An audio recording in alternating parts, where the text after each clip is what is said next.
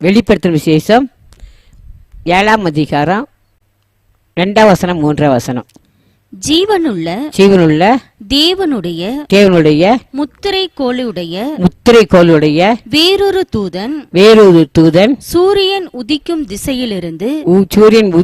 திசையிலிருந்து ஏறி வர கண்டேன்.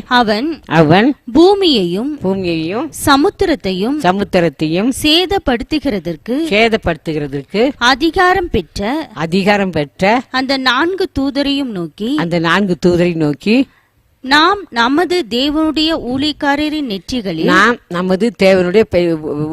நெற்றிகளில் முத்திரை போட்டு தீருமளவும் பூமியையும் சமுத்திரத்தையும் மரங்களையும் சேதப்படுத்தாதிருங்கள் என்று மகா சத்தமிட்டு கூப்பிட்டான்.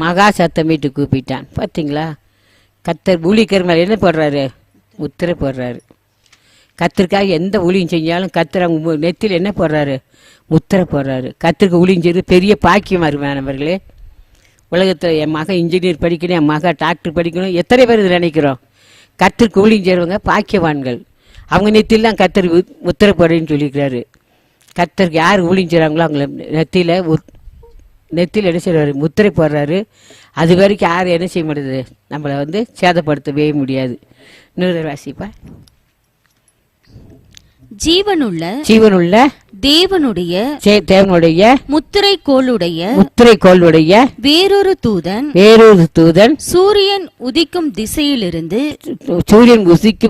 திசையிலிருந்து ஏறி வர கண்டேன்.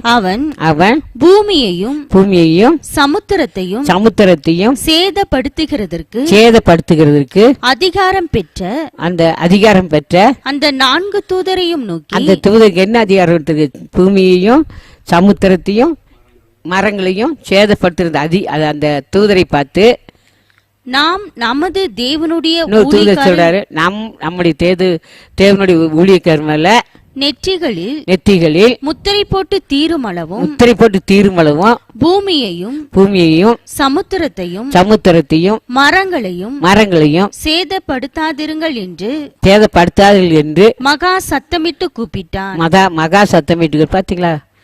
நம்ம நெத்தியில் முத்திரை யாராலும் சின்ன ஒளியுமோ பெரிய ஒளியுமோ நம்மளால முடிஞ்ச ஊழியம் கர்த்தர் நம்மளுக்கு எந்த ஊழியத்தை கொடுத்துருக்கிறாரோ அருமையானவளை கர்த்தருக்காக எதையாவது ஊழியம் செய்யுங்க. நம்ம நினைக்க, ஐயோ நான் வேலை பிறந்தா கூட நான் எவ்வளவோ நல்லா இருந்திருப்பேனே, வேலை பிறந்தா கூட நான் எவ்வளவோ வீடு வாங்கியிருக்கலாம், அதை பண்ணியிருக்கலாம், இதை படிக்கலாம். அந்த வீடு இந்த பூமியோட முடியும் சார். அருமையான சகோதரியே, ஊழியத்துக்கு நீங்கள் ஊழியத்தை விட்டுட்டு ஐயோ நான் ஊழியம் செய்யாமல் இருந்தா நான் எதெல்லாம் பண்ணியிருப்பேனே, வீடை வாங்கியிருப்பேன், அதை வாங்கியிருப்பேன், இதை அதெல்லாம் பூமியோட முடிஞ்சிடும். அவ்வளோதான். பரலோகத்துக்கு ஒன்றுங்க கூட வரப்போறது இல்லை. நீங்கள் கர்த்தருக்காக எதை செய்றீங்களோ அவன் அவனுக்கு அளிக்கும் பலன் என்னோடு வருதுன்னு கர்த்தர் சொல்லியிருக்கிறார்.